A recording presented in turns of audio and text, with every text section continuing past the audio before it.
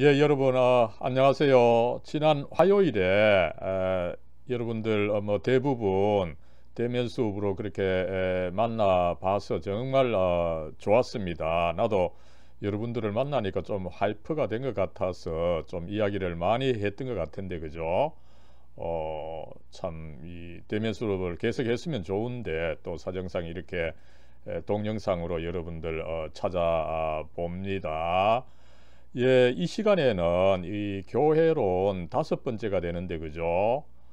이 교회가 가지고 있는 은혜의 수단, 크게 두 가지가 있었죠. 먼저 말씀이 있고, 두 번째 이제 성례가 있는데, 그죠? 또 이 은혜의 수단으로서 성례 중에는 또 먼저 우리가 첫 번째 지난번에 세례를 살펴봤고, 이 시간에는 이제 성찬에 대해서 살펴보고자 합니다. 예, 이 성찬, 그죠? 이 영어로는 보통 어렵게 학문적으로 유카리스트라고 하는데, 이 서양 교회 가보면 보통은 이제 홀리 커뮤니온이다, 아니면 뭐 커뮤니언 한다, 그죠? 이렇게 사용을 하고 있습니다. 이 커뮤니언, 그죠? 그리스도와 연합한다는 그 뜻을 살린 개념인데, 우리에게 있어서 성찬, 그죠? 굉장히 오히려 이 거룩한 식사다, 이런 의미가 있는 것을 우리가 그 차이가 있음을 조금 알 수가 있습니다. 먼저 이 성찬의 제정을 한번 보도록 하죠. 이 성찬의 제정은 또 다른 한편으로 정확하게는 이 주님의 만찬입니다. 그죠? The Lord's Supper.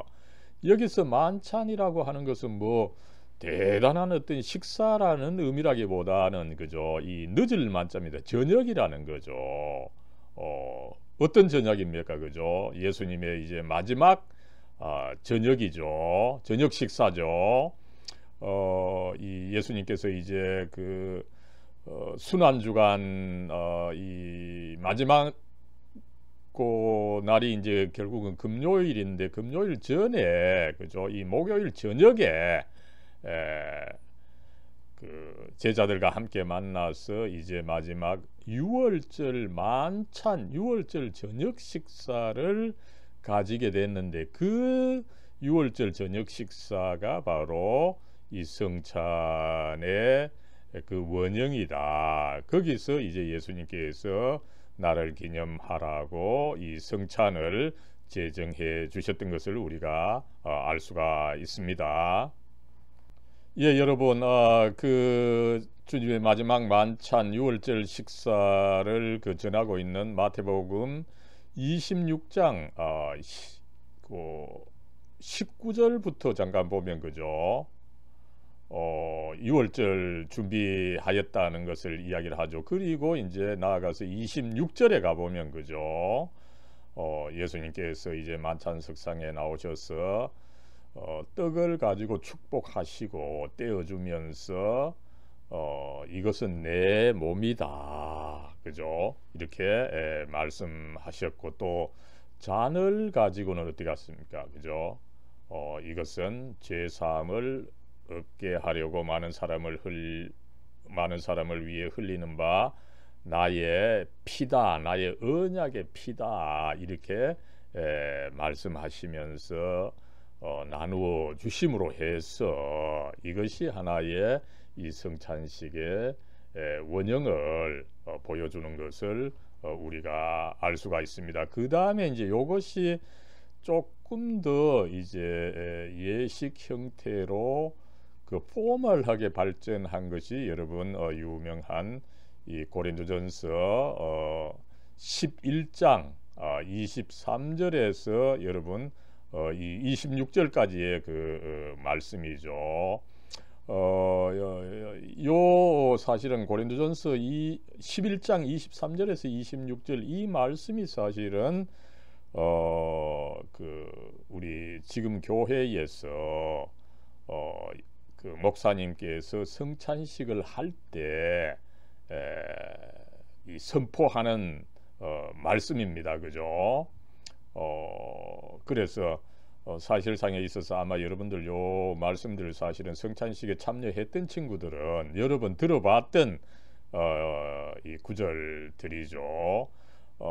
여기서도 이제 예수님께서 이제 그 마지막 만찬입니다. 그죠? 이제 곧 죽게 되시는 예수 그리스도께서 당신의 그 죽음과 관련해서 이 만찬을 베푸셨다. 이렇게 그 타이밍을 보면 우리가 그것을 이해할 수 있다고 봅니다. 그럴 때 예수님께서는 아예 그 말씀으로 그것을 못을 박아서 그 죽음의 의미를 강조한 것을 알 수가 있는 거죠. 요 고린도전서 11장 26절에 분명히 그 죽음과 연결시킨 말씀을 우리가 볼 수가 있죠. 너희가 이 떡을 먹으며 이 잔을 마실 때마다 주의 죽으심을 그가 오실 때까지 전하는 것이니라. 그죠? 또 그리고 25절에서 나를 기념하라 하셨을 때 여러분 이 나 예수님 이 여기서 나는 누굽니까? 그죠? 이제 내일 성금요일에 죽게 되시는 십자가에 달려 죽으시는 그 그리스도를 그 기념하다, 그 날을 기념하라, 이런 의미가 있는 것을 우리가 알 수가 있습니다. 그래서 여러분 이 성찬에 있어서 중요한 것은 뭡니까? 그죠? 이 유월절 어린 양의 피 흘리는 그 희생적 죽음이라는 거죠. 그래서 예수님께서도 그 당신의 죽음을 그 이야기하셨던 것을 우리가 알 수가 있습니다. 그죠? 그럴 때 여러분 이 죽음인데 단순히 뭐 우리가 뭐 같이 죽는 건 아니죠. 그죠? 이 그리스도의 죽음과 그 죽음으로부터 오는 그 결실입니다. 그죠? 예수님께서 나의 죄를 이제 죽으심으로써 나의 죄값을 치러주심으로 치루시는 것으로 치루시기 위해서 죽으셨고, 그죠? 나아가서 또 어떻게 합니까? 그렇게 함으로 해서 나를 이제 깨끗게 해 주셔서 하나님과 연결시켜 주시는 이 결실을, 그죠? 물리적으로 받는 것은 아닙니다. 그죠? 영적으로 받는 것을 암시한다. 이렇게 불코프가 잘 이야기하고 있는 것을 우리가 알 수가 있습니다. 그렇게 됐을 때 우리는 여기서 또 유추할 수 있는 가르침은 뭡니까? 그죠? 예수님께서 이미 어린 양으로서 그 피를 흘리시면서 당신 자신을 희생 제물로 드리는 이 제사를 드리셨습니다. 그죠? 그랬을 때 이 그리스도의 이 제사, 그죠? 하나님의 아들로서 이 세상의 모든 것보다 값 있는 그 그리스도의 생명을 바침으로써 모든 제사를 사실은 완성하고 끝을 냈습니다. 그죠? 그러다 보니까 이제 더 이상 어떤 제사가 필요하지 않도록 해 주신 것이죠. 그래서 이제 우리로서는 뭐 짐승을 바친달지, 그죠? 또 다른 어떤 희생 제물을 이 피 흘리는 희생 제사가 이제 더 이상 필요하지 않게 해 주셨다라고 하는 것을 우리가 알 수가 있고요. 그죠? 그렇기 때문에 가톨릭 교회에서는 어떻습니까? 그죠? 이 사제 신부가 사실은 제사장입니다. 그죠? 여러분 이 사제라는 말이 프리스트 제사장의 그 번역어죠. 그죠? 이 가톨릭 교회에서는 이 신부가 제사장의 역할을 한다. 그죠? 제물로 희생 제사를 드리는 제사장의 역할을 중시하는 의미에서 아예 이 신부를 프리스트다 이렇게 부르고 있는 거죠. 그러면 이 신부 제사장이 어떤 제사를 드립니까? 그죠? 예수님을 희생 제물로 드리는 그 제사를 재현하는 것입니다. 그죠? 예수님을 희생 제물로 드리는 것입니다. 그죠? 그렇게 할 때 이걸 또 매일 또 새롭게 해야 되는 거죠. 그죠? 그렇게 할 때 결과적으로 어떤 문제가 있습니까? 그죠? 그것은 그리스도의 그 유일회적 희생 제사를 헛되게 하는 것이다. 여러분, 이것이야말로 왜 종교 개혁자들이 가톨릭의 그 예배 미사를 그렇게 강력하게 반대했던가 하는 이유입니다. 그죠? 여러분, 이 그림은 이 가톨릭 교회에서 미사를 이제 설명하기 위해서 많이 그 사용하는 이 그림이죠. 그랬을 때 이 신부가 그죠?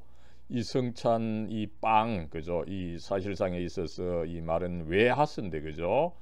이것을 이제 높게 들고 이렇게 한다는 것은 뭡니까? 그죠? 예수님을 매일 새롭게 희생 제물로 드리는 것을 뜻하는 것입니다. 희생 제사를 드리는 거죠. 그죠?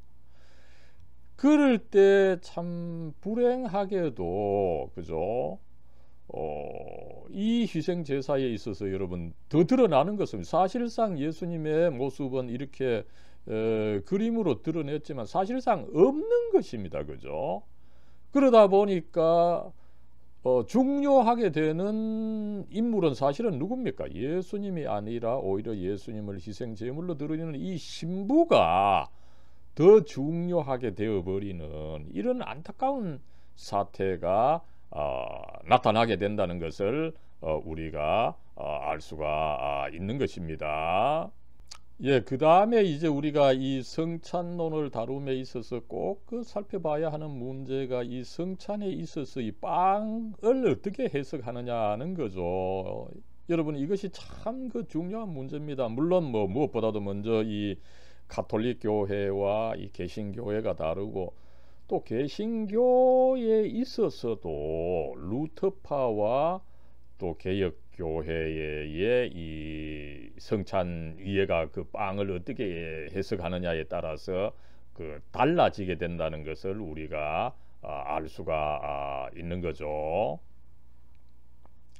예, 그래서 이 성찬에서의 빵 그죠? 이것은 단순히 물질로서의 빵만이 아니라 그 하나님 우편에 앉아 계시는 그리스도께서 임재하시는데 그 임재의 형식이 과연 육체적인 것이냐 영적인 것이냐 이거에 대해서 또 육체적이라고 하더라도 과연 어떻게 육체적이냐 여기에 따라서 이제 이 그리스도의 임재 문제가 갈려 온 것을 우리가 알 수가 있습니다.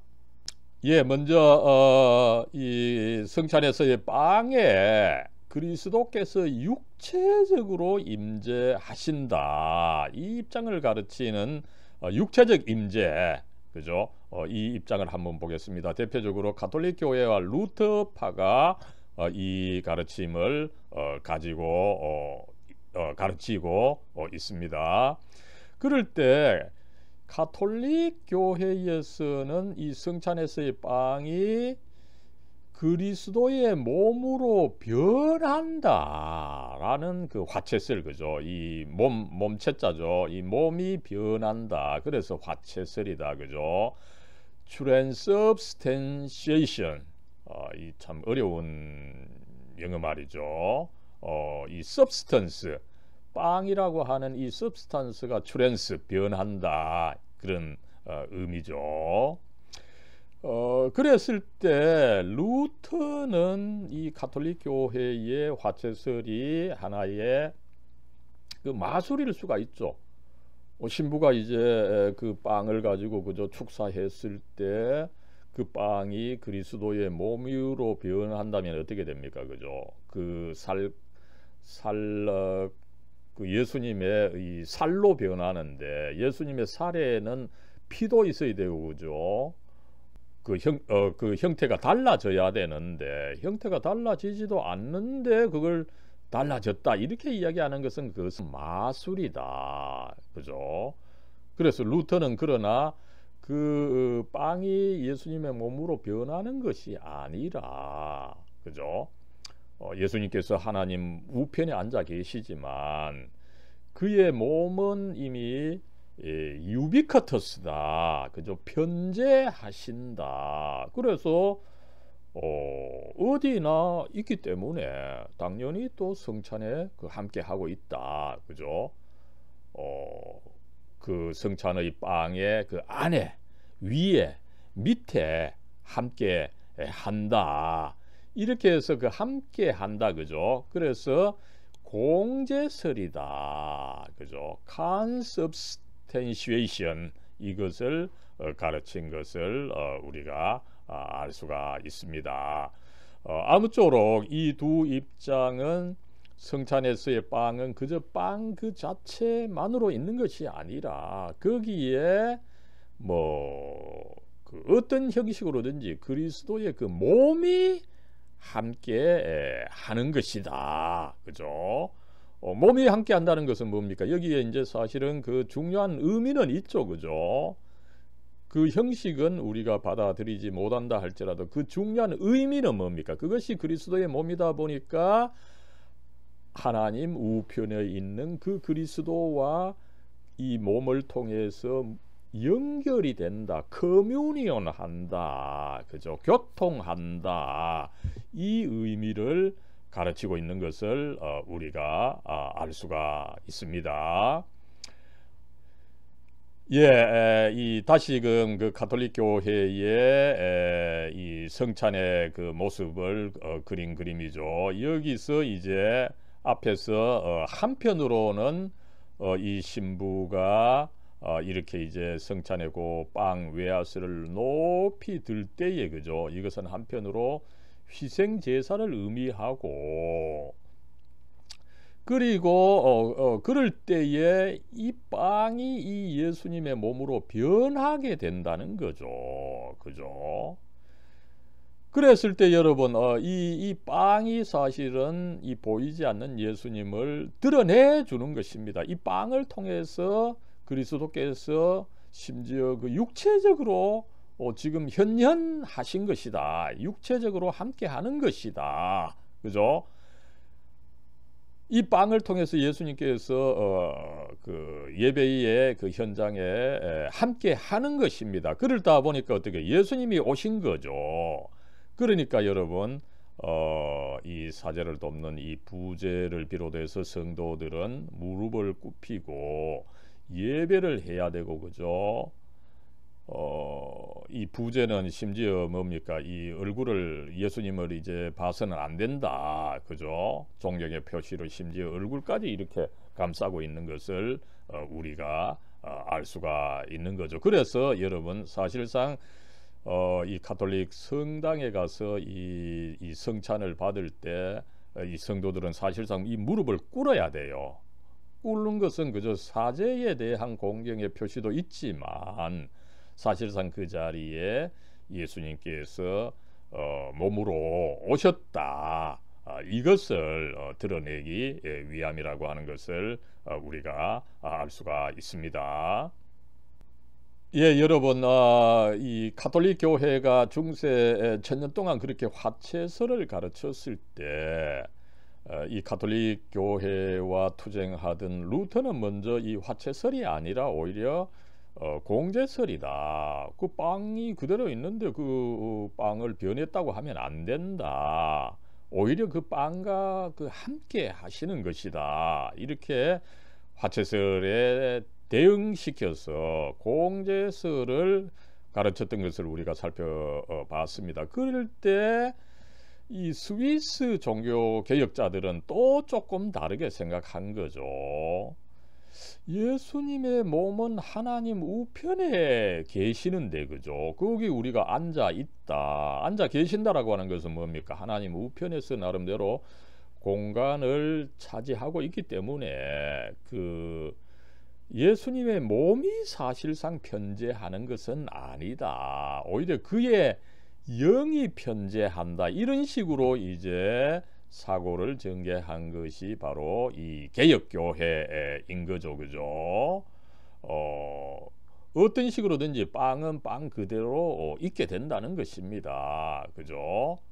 그럴 때 이 빵과 함께 하는 것은 그리스도의 몸이 아니라 그리스도의 성령이시다, 그죠? 그래서 이 빵에는 성령께서 임하는 것이다. 몸이 아니라 성령께서 임하는 것이다. 그래서 이 영적 임재라고 이야기를 하고 있습니다. 그럴 때 또 어떻습니까, 그죠? 이 빵을 먹을 때 우리가 이 빵과 함께하는 그리스도의 몸이 아니라 그리스도의 영이 우리를 하늘에 계신 하나님과 연결시켜 주신다, 커뮤니언 시켜 주신다, 교통시켜 주신다, 이것을 가르치고 있는 거죠. 굉장히 어떻게 보면은 그 합리적인 입장을 취한 것이다, 이렇게 볼 수가 있는 것입니다. 그래서 이 스위스의 종교 개혁이 결국은 개혁교회의 입장인데, 그죠? 여기서는 뭐 칼빈 또 뭐 그렇습니다만, 그죠? 한편으로는 이 기념설, 그죠? 이 성찬이라고 하는 것은 그 앞에서 성찬 그 제정사에서 봤죠, 그죠? 이 고린도전서 11장 23절 이하에서 나오는 거죠.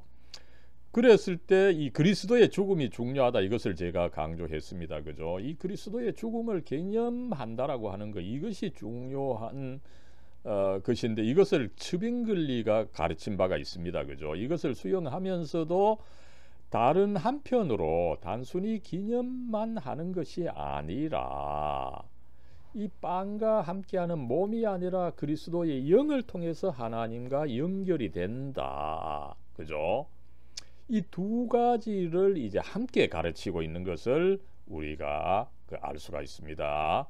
그래서 이 대부분의 개혁교회 장로교회는 이 기념설과 영적 임재론을 함께 가르치고 있고, 대표적으로는 웨스트민스터 신앙고백 대요리문답 170문에 나와 있는 것을 알 수가 있습니다. 그래서 대요리문답 170문에 보면 어떻습니까, 그죠?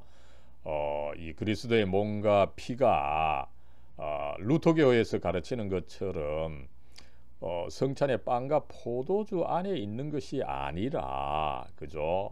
그렇게 이제 육체적으로 임재하는 것은 아니라는 거죠. 오히려 믿는 자에게 영적으로 임재한다, 이것을 분명히 가르치고 있는 것을 우리가 알 수가 있습니다.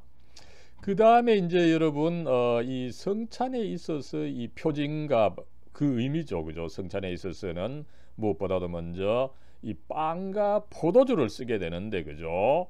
이 빵과 포도주가 과연 어떤 의미가 있는지를 한번 살펴보도록 하겠습니다. 먼저 기념설의 의미가 있는 거죠, 그죠? 이 앞에서 우리가 제정사를 통해서 살펴본 것처럼 이 성찬은 무엇보다도 그 그리스도의 죽음을 사실은 기념하고 그 의미를 상기하는 것이 사실은 중요하다는 거죠. 그리고 그의 죽음의 혜택이 내게 내가 이 취하는 과정을 통해서 내 몸에 사실은 도장이 찍히게 된다, 그죠? 인이 찍히게 된다, 이것을 가르치고 있는 것을 알 수가 있습니다. 그리고 이 빵과 포도주, 그죠? 우리가 하나의 음식물로서 섭취하게 되는 것입니다. 음식물이라면은 양육의 의미가 있는 거죠, 그죠? 그러나 어떻습니까? 이게 단순히 내 육체적으로 생리적으로만 양육이 되는 것이 아니라 영적으로 양육이 된다라고 하는 것을 가르치고 있는 것입니다. 그럴 때 이 양육이 영적으로 어떻게 일어납니까, 그죠? 두 가지를 이야기를 하고 있습니다. 이것이 여러분 사실은 그 중요한 의미인 것을 우리가 알 수가 있습니다. 우리가 성찬에서 빵과 포도주를 먹고 마실 때 어떻습니까, 그죠? 먼저 이 그리스도의 고난과 죽음입니다, 그죠? 그의 살과 피, 이 살은 뭡니까? 그의 찢어진 살과, 그 다음에 피는 뭡니까? 그의 흘리신 피입니다. 죽음을 통해서 일어나는 것이죠.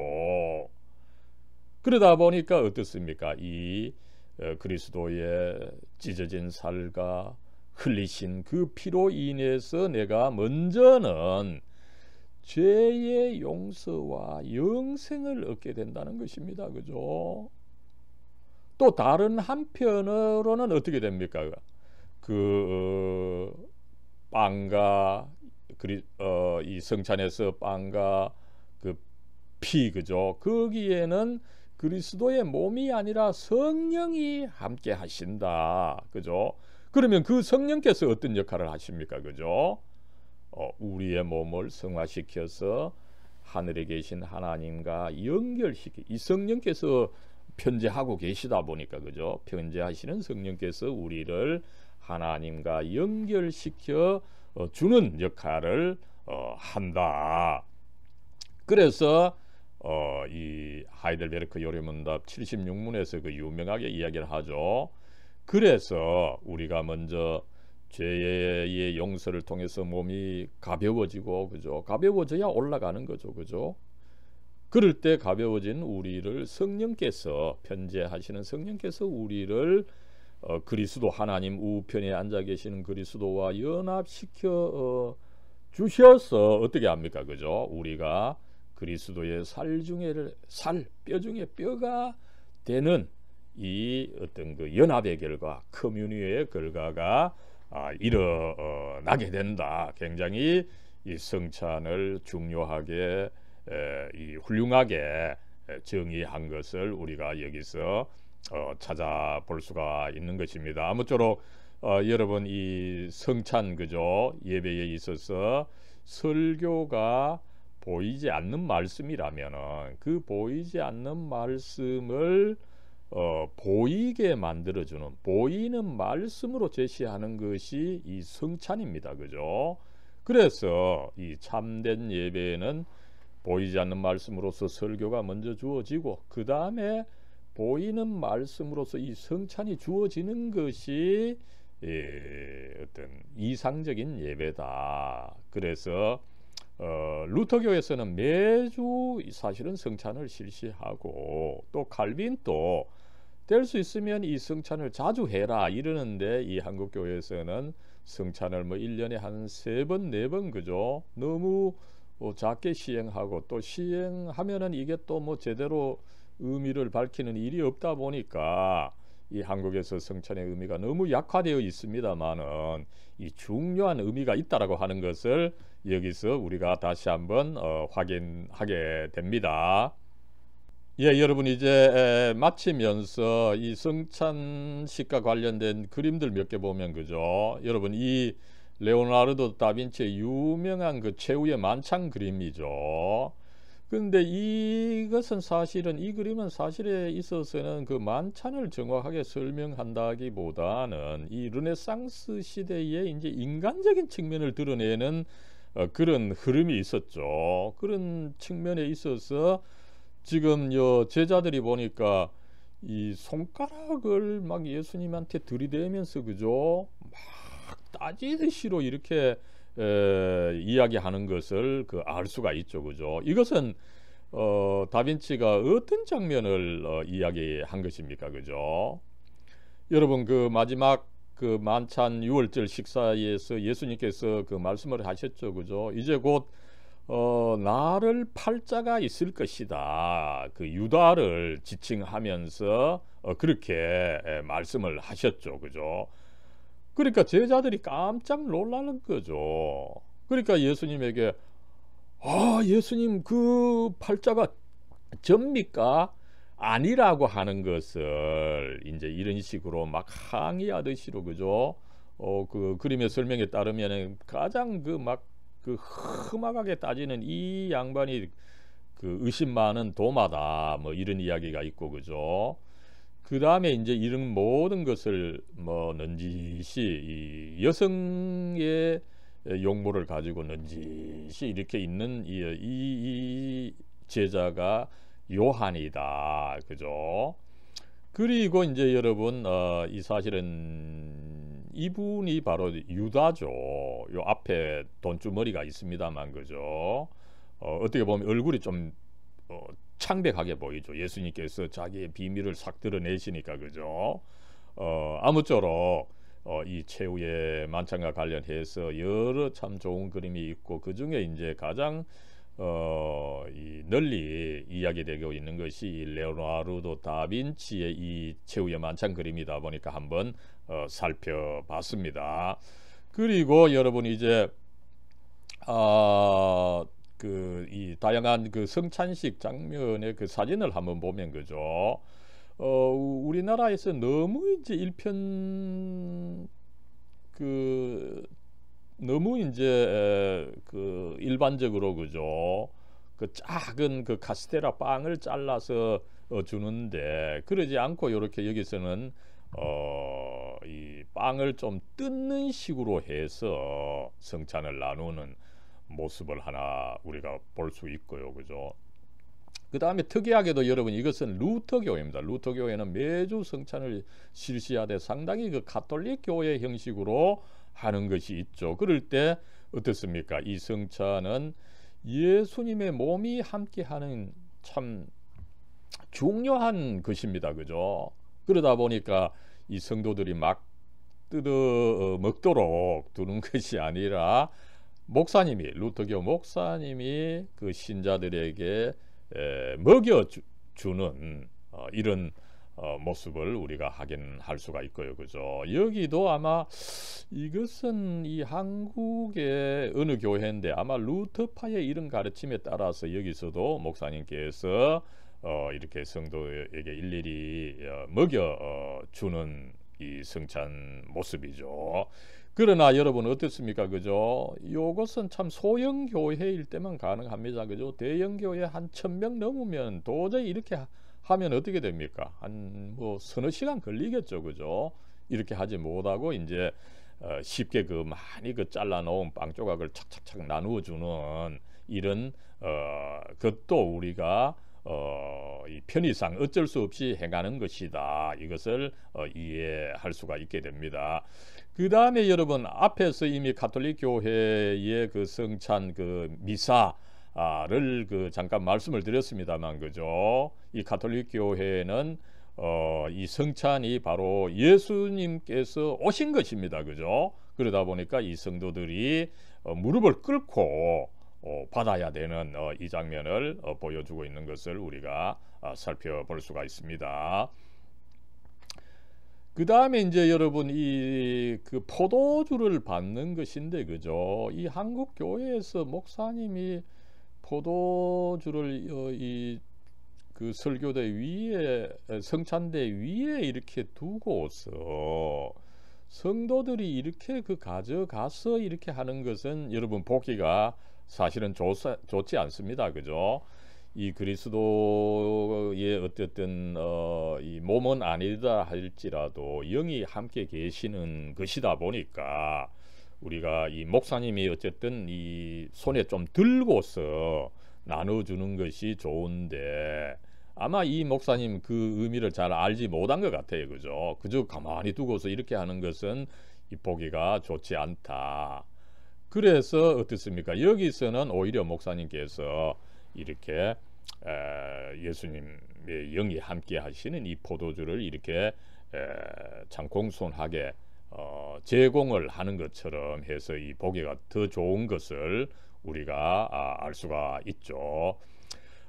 이 사진은 참 어떻게 보면은 참 이 끔찍한 사진이죠. 끔찍한 장면입니다. 그죠? 이 목사님께서 이 성찬의 의미를 잘 가르치지 않았다고 하는 것을 이 양반의 그 모습에서 마치 술을 드는 것처럼 그죠? 이렇게 피해서 이거는 참 이 성찬을 하나의 그 술로 생각하는 것인데 그죠?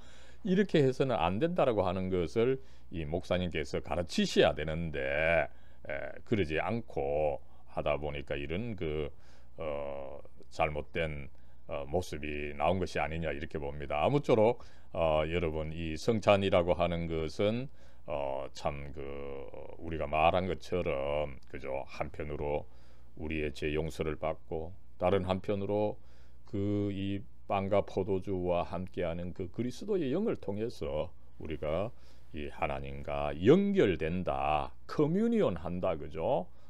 교통한다. 이 중요한 것을 보여주다 보니까 참 어떻게 보면 기독교에 있어서 필수적이고 유용한 것이다. 이것을 한번 확인했습니다. 사랑과 은혜로 충만하신 하나님, 저희들 이 계속해서 동영상 수업이지만 이렇게 주님의 진리가 어떻게 과연 실제로 적용되는지를 교회론을 통해서 계속 공부하게 도와주시니 감사합니다. 하나님, 이 시간에는 주님께서 제정하셨던 바의 그 성찬식의 의미를 살펴보게 해주시니 감사합니다. 하나님, 주님께서는 참으로 주님께서 주신 그 진리를 단순히 말로만이 아니라, 설교로만이 아니라 주님의 그 실체, 그 영적인 실체를 통해서, 이 성찬을 통해서 우리에게 주신다라고 하는 것을 배웁니다. 참 감사합니다. 이렇게 해서 교회가 이것을 실시함으로 해서 우리도 이 성찬, 주님의 그 영적 실체를 받음으로써 하나님과 연결이 된다라고 하니 참 얼마나 감사한지요. 하나님, 이 성찬의 관행이 우리 한국교회에서 잘 이루어지고 저희들은 또 이것을 받아서 그 주님의 그 참 함께하는 진리, 연합시켜 주시는 그 진리 제대로 알고 감사하고 또 주님께 충성하는 저희들이 될 수 있도록 하나님 복 주시고 이끌어 주시옵소서. 우리 주 예수 그리스도의 이름으로 간절히 기도드리옵나이다. 아멘. 아멘.